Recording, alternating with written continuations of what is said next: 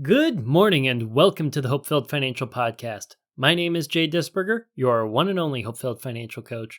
And as promised last week, we have an exciting guest interview today with Challis. She's a project engineer who worked for a company that was compromised by the DarkSide Ransomware, the exact same ransomware that took down the Colonial Pipeline. In our conversation, you're going to learn about malware, ransomware, identity theft, and cybersecurity in a way that will hopefully inspire you to take steps to shore up your identity and improve the security for the technology that you use in your day-to-day life. The negative impact from cybersecurity vulnerability or identity theft can change your life in a horrible way. The lesson that I've always taken to heart is that identity theft is not a matter of if. It's so prolific in today's society, it's just a matter of when. So this is a message that is a must listen to for everyone. But before we get to the interview, I want to share with you a story that I'm reminded of as we just had April Fool's Day. And April Fool's Day is something that's always mattered quite a bit to my wife and her family. Quick confession, I am a Denver Broncos fan. You could say I'm a cradle Denver Broncos fan. My parents were Broncos fans. I grew up in Colorado. They're the team that I root for if I'm watching football during the NFL season. And I can't get past that. You know, I'm probably always going to be a Broncos fan no matter where I am, even though currently we're located in Kansas City, the Chiefs Kingdom. Most of my wife's family are Chiefs fans. And with that being the case, there's this little bit of playful back and forth that we like to do, you know, Chiefs versus Broncos. Given that the Chiefs won the Super Bowl this year, it's been very fun to go back and forth, and I will admit I did root for the Chiefs during the Super Bowl. The Broncos weren't there, so I had to at least root for my division. But anyway, my family, diehard Broncos fans, her family, diehard Chiefs fans. We were relocating to Kansas City, and as a part of relocating, we were picking a new bank. And Amanda had taken on the role of researching the banks in the area and picking one for us. The time came for us to set up the new bank account. And we sat down, and just before, Amanda told me, hey, the checking account we're going to be using is called a Chiefs checking account, but it's the one that's got the best benefits and stuff. So, it's Chiefs in name. Don't worry about it. Don't worry about it. And I'm like, okay, I can live with that. I can live with Chiefs in name. That's fine. After signing all the documents and stuff, the lady at the bank stands up with her paperwork and says, all right, I'm going to go get your red and gold Chiefs debit cards now. And it didn't register until she was like 3 steps away. And I was like, wait, but I can't. And Amanda's just laughing at me. This was a prank that she lined up. She knew that by going with the Chiefs associated account that they were going to give me a Chiefs themed debit card. And she thought it was the funniest thing to see her husband, who is a diehard Broncos fan, end up with a Chiefs card. And I gotta admit, it was one of the best pranks she'd ever pulled on me. Definitely paid off when I pulled out the card to pay for dinner once when I was going out with my brother and his wife. We did like a double date thing while we were traveling. And he saw the card and he's like, what is that? Just what is that? Why? Traitor. You traitor. It's something fun that I like to tell, and I still have that card, and I probably will for quite some time. With that, we're going to jump into today's budget tip.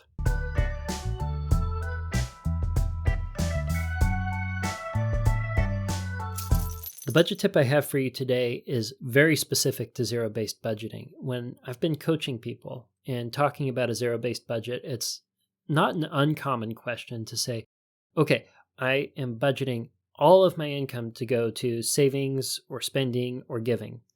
So does my checking account have to start at zero and end at zero? Because that doesn't feel very comfortable. And the answer is no, your checking account doesn't have to begin and end with zero, but it will begin and end with the same number. If you assign every dollar that's coming into your checking account a mission, then it will leave the checking account, hopefully by the end of the month as you work through your budget. And if it's money that you haven't spent or given, then it's money that you're going to save. You're going to move that over to a savings account where it is going to be a little bit more secure. If you run your finances out of a checking account with a debit card, all the money that is in the checking account is immediately tied to that debit card. So you don't want to keep so much money in there that it would be a detriment to your livelihood if you lost your debit card and someone were to spend that money. But you also want to make sure you have enough money in there that you don't overdraft your checking account. The amount of money that you start and end the month with is lovingly referred to in my world as the buffer.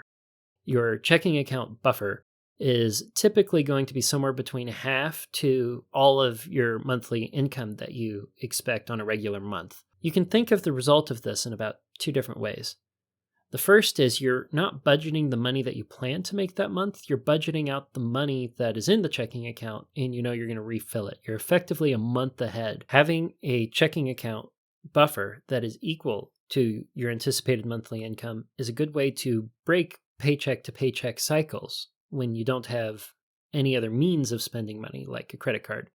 If you have the checking account with that money there, you're basically a month ahead. You're budgeting the money that already lives in the checking account, and you know that your income's just going to fill it back up. If you're truly allocating every dollar a mission, then you're going to begin and end the month with the same amount. The only exception to this is going to be if you intentionally want to raise or lower the buffer in your checking account. This happens every once in a while when you have income changes, when you have situation changes, or if you need to use some of that money and your buffer was a little high. In a case like that, if you're going to be somewhat cash flowing the increase, your monthly budget isn't going to be zero based, but it's going to have a positive amount equal to the additional buffer that you want to add to your checking account since it doesn't leave. And if your checking account buffer is intended to be reduced, your overall budget is going to reflect a negative number where you would otherwise see a zero. Your income minus your outflow, saving, giving, and spending is going to be negative because you're also budgeting out some of what once was the buffer, either to save it, spend it, or give it. I hope that budget tip helps you as we all continue to grow in budgeting together. And now it's time to cover a question submitted by you. Today, Matthew asks, why is medicine, healthcare in general, in the United States so stinking expensive? And how can you plan for very expensive and unexpected medical bills? That's a great question, Matthew. It really is. Because medical bills are the number one cause, at least last time I checked stats and numbers. To my understanding, they're the number one cause for bankruptcy for individuals in America. And you're right. Medical bills can be incredibly expensive. Medicine can be incredibly expensive. I can't personally answer exactly why it's so expensive, but there is a YouTube video I saw by Adam Ruins Everything where he covers the medical system and the medical insurance and how all of that came about in America and how we used to have relatively inexpensive healthcare. And then insurance companies wanted to make sure that they felt like they were getting a deal. And they kind of created this Bible of here's what things should be billed to people at, here's what you should charge, Mr. Medical Provider, and here's what we will pay you for it. You get paid more than what you can charge people. And people are going to want to have insurance because they can't afford this bill that's so much higher than it used to be. And we all make money. And it's a cycle that's kind of based in that I think is at least in part contributing to the high medical costs here in America. And just like you, I struggle when it comes to how expensive some medical things can be. Unfortunately, that's why it is genuinely important to have either health insurance or a cost-sharing ministry at your back to defer risk to when you can't take on the risk yourself, where most of us are not like financially independently wealthy right now. We do have the potential to run into a medical bill that could cripple our financial future or run us into bankruptcy. We have our savings. We have a certain amount of medical bills that we could cover in a given year. And that amount that you have set aside to cover medical bills should at least cover the deductible on your insurance plan or the equivalent thereof in your cost-sharing ministry. When you run into major medical expenses, especially life-saving medical expenses from procedures that do indeed save your life and are unbelievably expensive otherwise, you have something to lean on for what is over and beyond what you have saved up, over and beyond the deductible. A good health insurance plan or a good cost-sharing ministry should then take over all the expense that is beyond what you have. I cannot stress the importance of having a health plan, insurance or cost sharing ministry, that basically does take the risk that you can't take on yourself and cover it for you. If you haven't checked your deductible for your health insurance or cost sharing ministry, whatever it is that you use, then now might be a good time to make sure you have your deductible in savings. You have enough savings that you could cover a major medical problem. You don't want to be putting the equivalent of your deductible on debt if you run into the problem. That's going to just simply turn a medical emergency into a financial crisis down the road. This is such an important topic. I put updating your insurance on the whole to defer risk appropriate to your situation in HopeFilled footstep number 2. We'll probably have multiple podcasts in the future where I talk about insurance and deferring risk in more depth for all of the healthy deferrals that can exist out there and all the good insurance that you want to be double checking in HopeFilled footstep number 2. This is a nice segue to the main topic, the interview that I have with Challis discussing malware, ransomware, and identity theft. Identity theft protection is not itself, I believe, legally classified as insurance, but it does defer risk that you can't take on yourself, be that time that you would not be able to afford restoring your identity, or defer the financial burden of restoring your identity to someone else. And with that, without further delay, please enjoy the conversation that I had with Challis.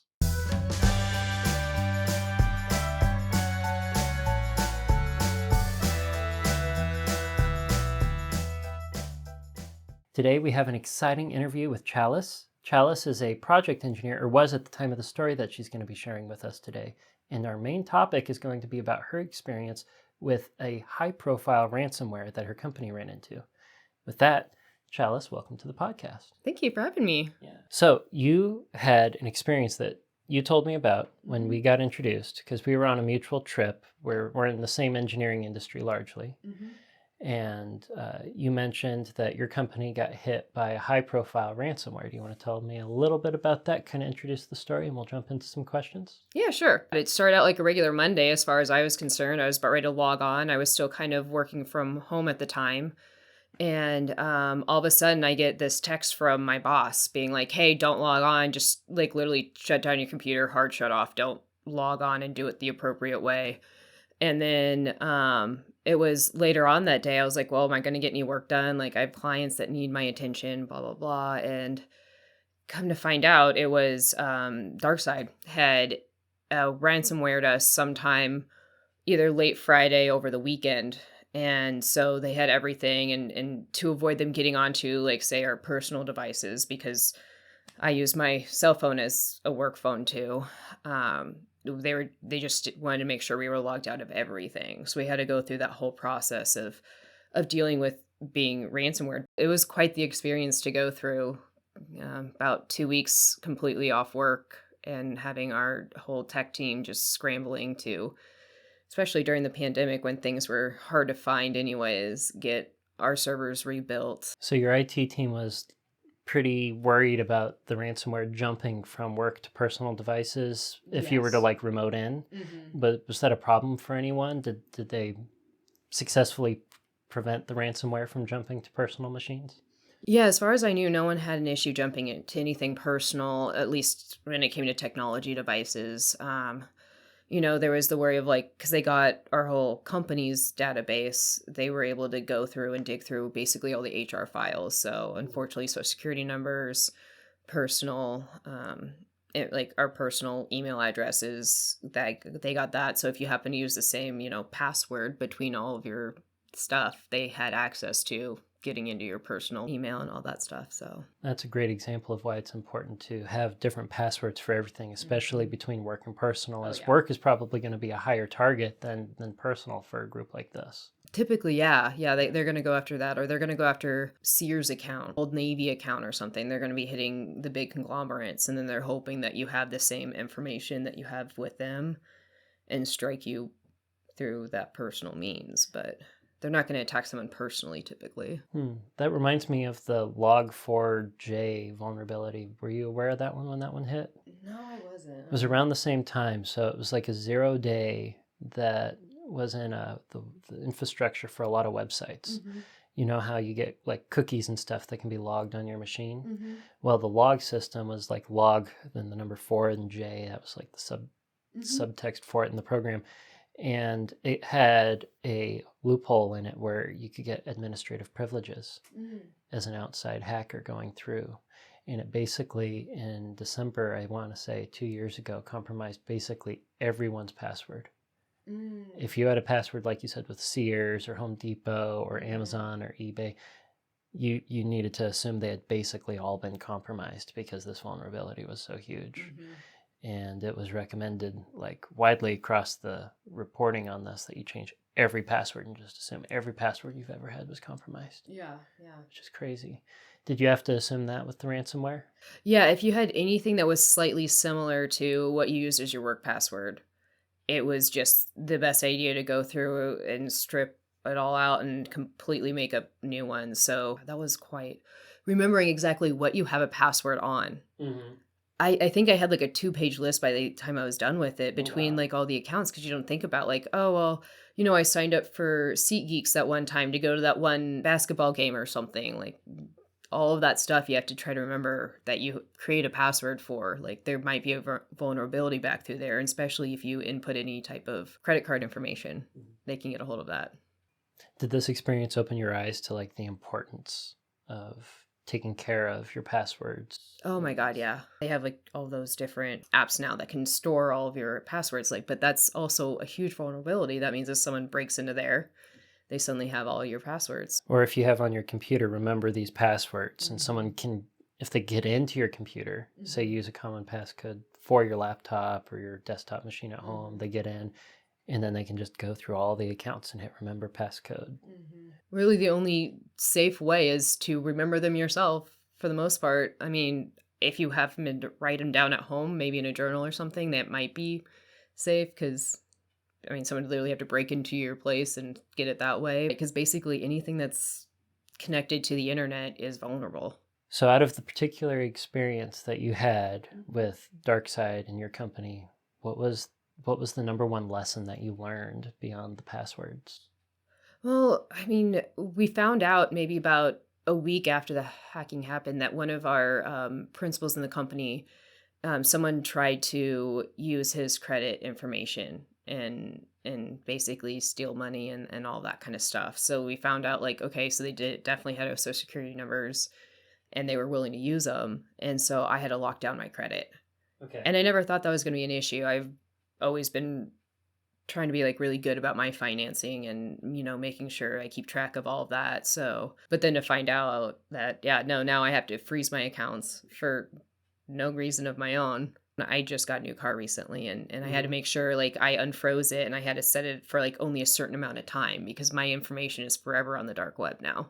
Did you have to go through and the Social Security Department get a new number entirely, or did it not go quite that far? It didn't go quite that far. So my company was really forthcoming about everything that was happening. And so they've paid for all of us that worked for the company at the time to get consistent like dark web scans done to like make sure like your credit health and all of that stuff is still intact and like no one's trying to use your information or it hasn't been releaked again or bought. Do they, as a result, also offer restoration services as an employee benefit for identity theft? Yeah, I think especially for that one principal, I think he was the only, like once we realized it happened to him, they were really quick about getting, everyone the information and the help they needed to prevent identity theft. But for him, I know they went through and helped and got him secured on that front. So haven't heard of anyone else needing that, but I don't know if that's something that they weren't trying to, freak everyone out about. Acquiring knowledge and how identity theft happens, ransomware attacks, cybersecurity in general, is that the best way you think to help prevent situations like this and help people protect themselves? Oh yeah, like ever since that, my weekly emails of like, hey, this is the newest identity theft we've been seeing. Like my company's been trying to like be really good about sending out that information. Or like, hey, like if the email seems questionable, like it probably is questionable. If it's too good to be true, it's probably just that. So like you were just supposed to forward the emails to them and they'll make sure everything seems fine. I mean, some of it's just as easy as hovering over the person's email address. And then from there, it will show if it's actually the correct email address or if it's being covered up by something. On my personal email, I've been running into an issue where it says that the email I'm getting from the spammer or the hacker or the scammer, whoever, it's from me.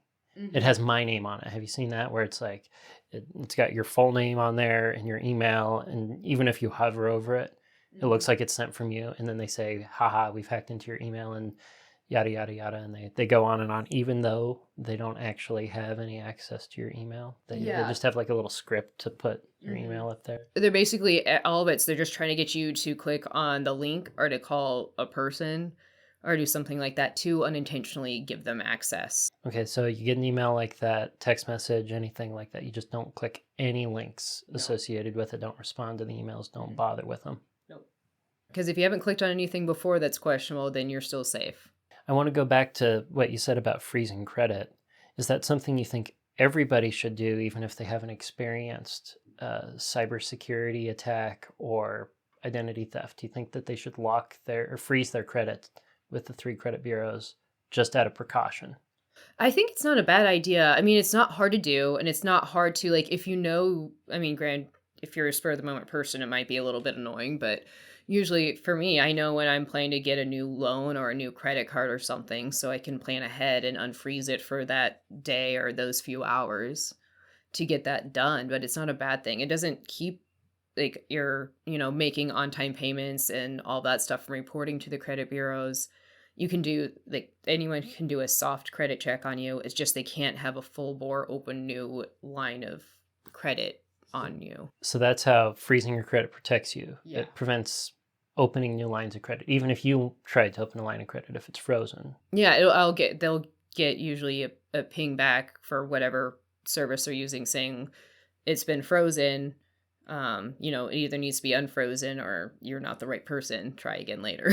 That reminds me, because we've frozen our credit, my wife and I, and also for my 16-month-old son, because there's been cases where a kiddo grows up and they go to open their first credit card or they go to try to get their first mortgage, and they find that there's tens or hundreds of thousands of dollars taken out in debt in their name. Wow. Because their identity got stolen. Kids are actually very, very susceptible to that, because what 10-year-old kid, what infant is actually checking their credit report? Yeah. None of them.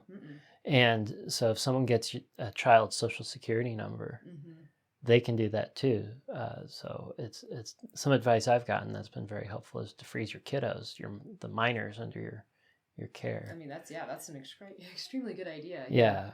And it's actually kind of terrifying to imagine being like a 16-year-old or an 18-year-old getting out into the world and all of a sudden everything in the way of credit is just trash. Yeah. And that's kind of how we work in the world anymore, is with credit. It's basically your proof of you're able to make the payments. You're trustworthy enough to ask for all that money to get, a house, a car, student loans for college. And that's what a credit score means. Yeah. It's how likely are you to pay the loan back. So going back to the identity theft stuff, as a result of your experience, did you do any digging into the difference in safety for security for local backups versus cloud backups? Or maybe did your company say, okay, everything that was local was compromised, should we move to the cloud? Or like, what are your opinions? Yeah, so I mean, local is about as secure as a company is going to get themselves if they're on top of their own security. The thing is, though, once it's compromised, you're basically either hoping that you had a backup right before the compromise happened, or that you're going to be able to rebuild the whole system quickly. I mean, it's a whole like rack server rebuild from ground up, and also then clearing out all the computers you have or laptops that are in the company, clearing them all out and starting them back from scratch. It's a whole process, where with the cloud, you're relying on another company to provide that backup for you. So it happens more often, and they're just as liable for if something happens as your company is. So there's some give and take on either. I know since the attack on my company, we've kind of split on where we have stuff.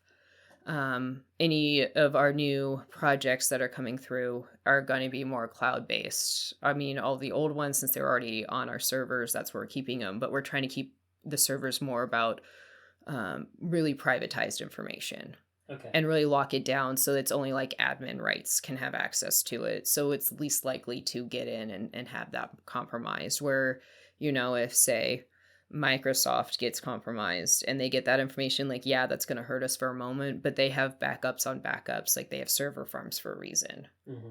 So they should be able to get that back online for us quicker, and they're just as liable for everything that happened as we are. So if you have a local network backup or a local hard drive that you back up your personal machine to, and say you always like to leave it plugged in when you're using your machine, or you have a laptop, you dock it, and you got a hard drive there, what's to stop a hacker from, if they can compromise your machine, getting through your machine to the backup too? So that's the whole point of like a backup, is you're only doing it like once a week or maybe once a day. Depends on how much you set it up. But the second the backup's done, you need to make sure that it's like then disconnected, because you're right. Like, it can get compromised if it's always plugged in and always backing up. Mm-hmm. So you should have like a hard backup at least once a week or something. And then you disconnect it, and then you just re-update that once a week. And that's kind of where we were lucky. We did our hard backup every Friday. Okay. So when they compromised us over the weekend or really early on Monday, whenever it exactly happened, we had our hard backup that was completely safe, disconnected. Okay. To rebuild from. It was unplugged. Yes. Okay. And I mean, sometimes that's as simple as a switch, like that's internalized to the whole system. It doesn't have to be like an actual like physical disconnect, as long as there's a way where once it's done, there's a click of a switch to disconnect. When you have the whole system compromised, mm-hmm. be it your local machine or a company, for people who are listening, you have the backup. You want to rebuild from the backup. Is there any hope of reusing the physical hardware that got compromised by a ransomware or a malware, or do you have to start over completely with the hardware and rebuy all the hardware? I know our company, I don't know if it was just to make sure that we didn't miss anything, like they rebuilt all of our racks from scratch. Okay. Got all that redone that way. But our laptops, they felt comfortable enough just wiping them completely, basically like a factory restart kind of situation on the laptops, and scrubbing the hard drives off of them. And then using the hard backup we had from that Friday to get all the information back on. Okay. So that's how my company handled it. I don't know if that's necessarily the correct way to do it. It's the way that our tech department felt comfortable with and knew that they would most likely keep, any further issues down the line. Although DarkSide didn't particularly take kindly to the fact that we knew how to rebuild our system so quickly and weren't willing to pay the ransom. So that was kind of an interesting thing to deal with after that. So you say that they didn't take too kindly. What does that mean? So they already had our IP address for our main server system during the hack. So because we didn't repay that ransom because we didn't need to, because we could rebuild our system, they tried to jam our IP address to keep us from working. And so we got shut. Like, once we got up and running again, they basically shut us down for, I think, only a few hours, because getting a new IP address is as simple as calling your carrier, whoever's providing that IP address to you, and asking them to switch the number. Interesting. That's it? You just call them up, say, this is my network, and I got to switch the IP. Yeah, usually I think unless you have like a good reason, they'll probably put you in like a queue to switch it. But like, obviously with us being, it was company work and we were getting jammed by ransomware people, they were willing to kind of push us to the forefront and get us a new IP address really quickly. So right, because time is money for you. But if it's like a home network and you're trying to reset the IP address, maybe you could wait a little bit or use the Wi-Fi at Starbucks or something. Yeah. For the time being. Did you have to change the IP address for your own home? No, luckily not. Because before I was even able to log on, that's when I got the message from my boss. I didn't have to worry about any of my own home systems because I hadn't logged on between when they did it and when we were up and running again. So they had no access to my local stuff. It's something that I've been thinking about. You see a lot of ads on YouTube and podcasts and the like for VPNs. I'm sure you've seen a lot of the VPN stuff. Oh, yeah. And it's all over the place. If that successfully hides your IP address and traffic so that you never have to worry about that. I haven't looked into it enough to know. Do you have any insight on that? I do know that we, for a while, until we knew we were okay, I guess, we were switching between different VPN companies, basically.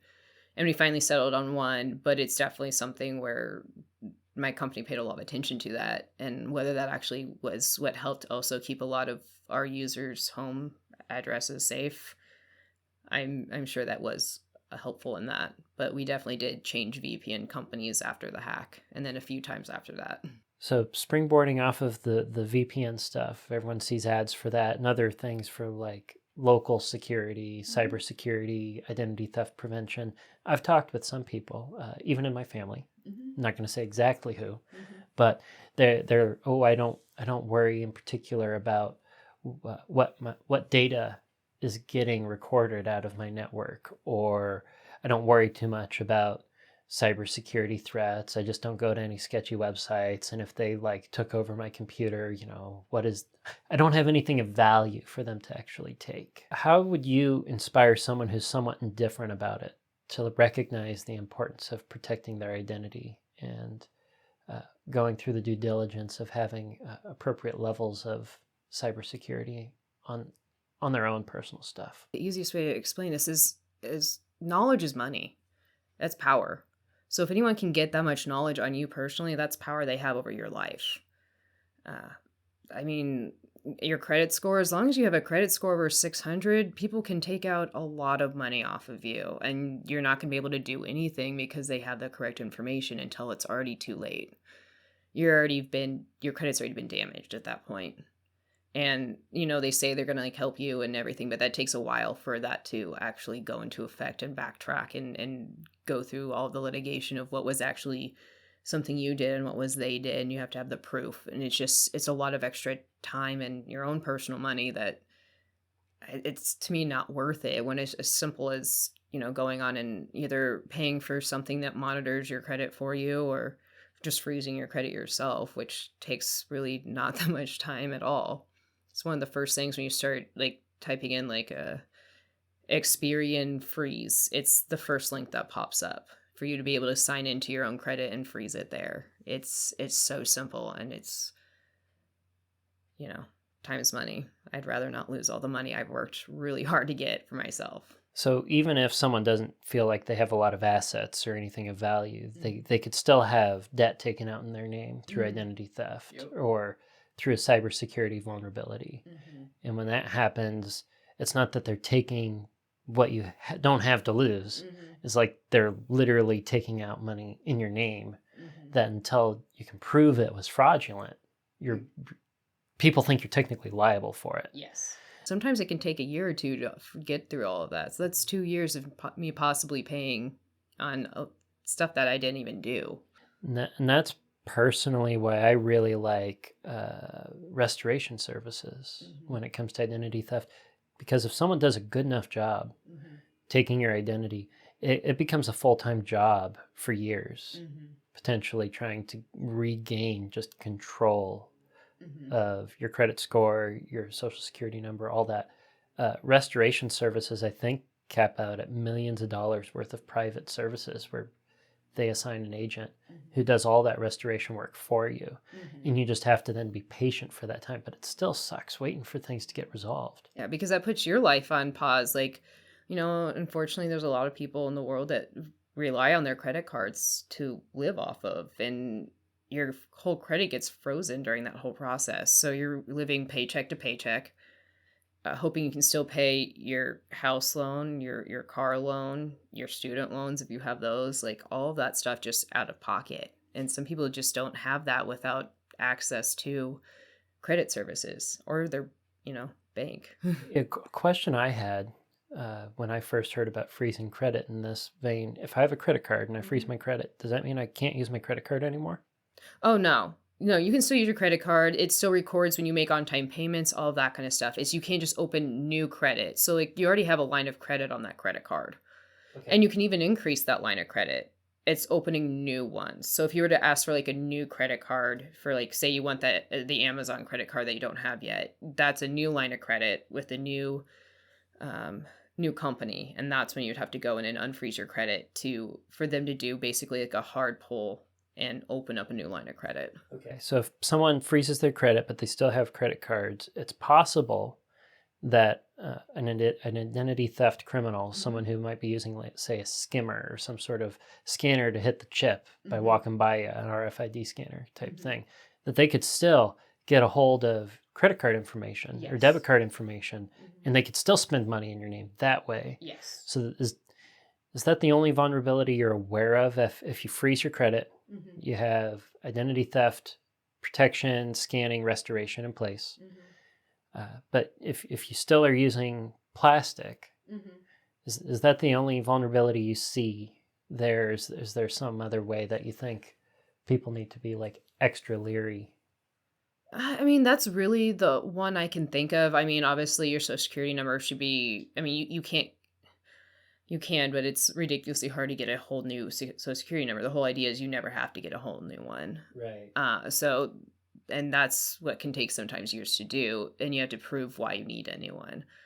So, but yeah, that's probably, after freezing your credit, the most vulnerable thing. Granted, most credit companies are required to have so much insurance on your cards. Like, I've had a few times where, like, all of a sudden I'll get like a random charge from like somewhere else. Some hackers got in and stole that whole company's credit information. I think it was when I lived back down in Texas, and I was making purchases in Texas on this card, and all of a sudden it said that there's purchases in New York happening on this card. And I mean, luckily the credit card company actually called me first. They're like, hey, like, your address says you're in Dallas, like, and you're making purchases down there right now. Like, can you confirm that's your current location? I'm like, yes. Is there something wrong? They're like, there's been charges off of your account in New York. So we're just going to decline all of those and make sure anything that was done with that charge account was refunded back to you. Like, most credit card companies have tools to do that. It's just some of them you aren't necessarily good about helping you out in that without you pushing them to do it.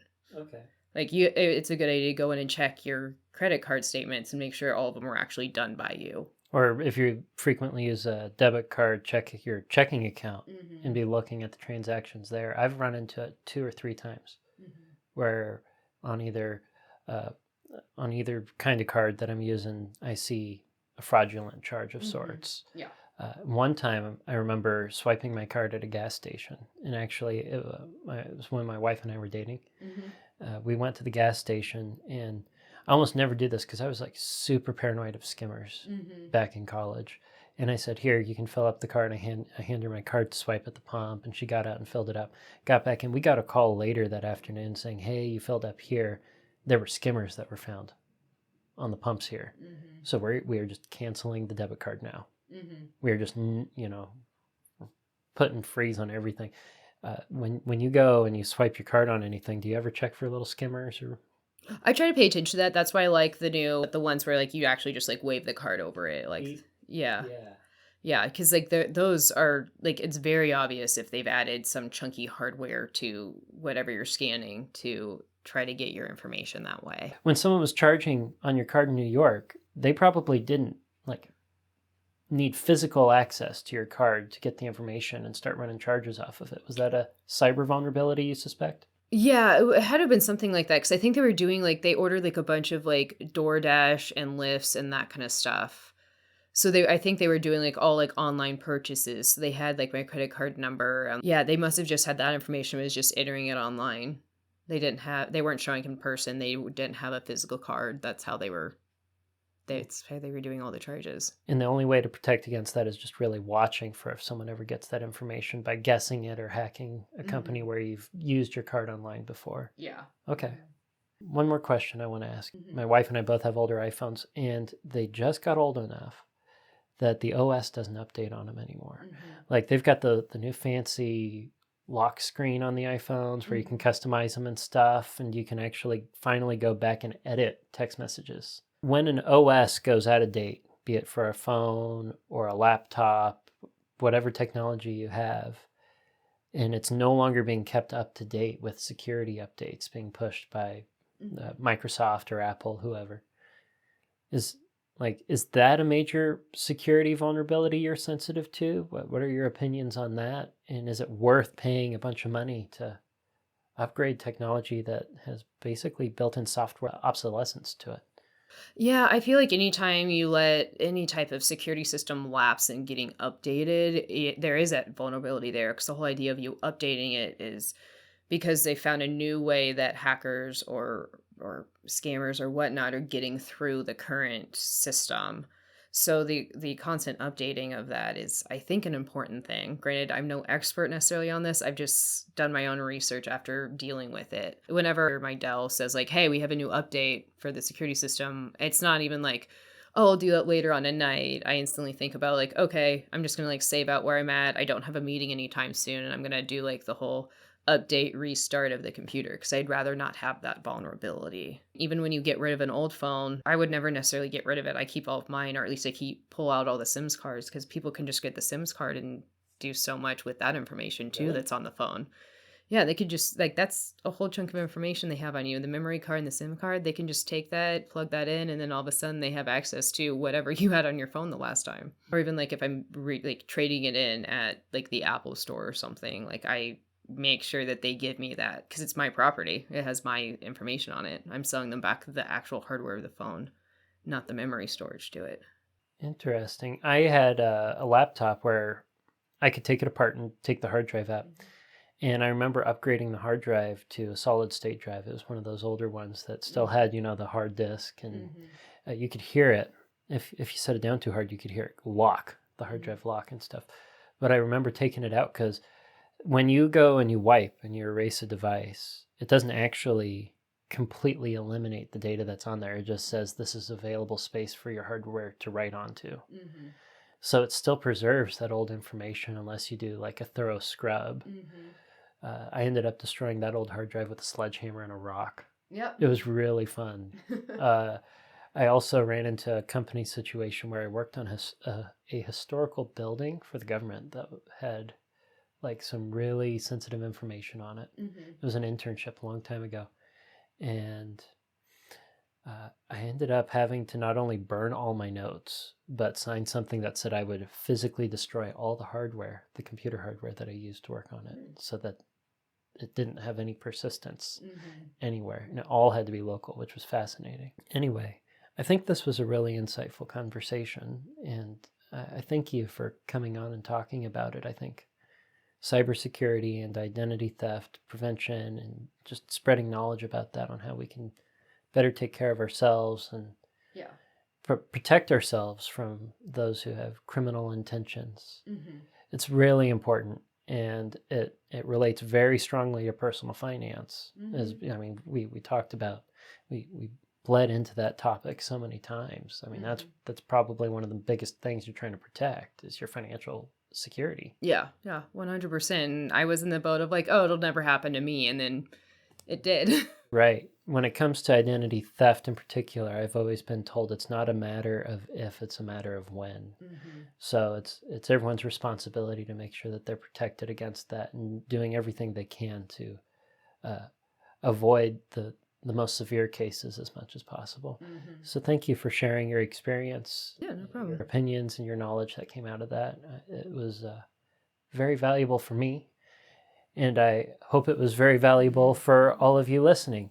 And until next time, budget bravely and enjoy your hope-filled financial future.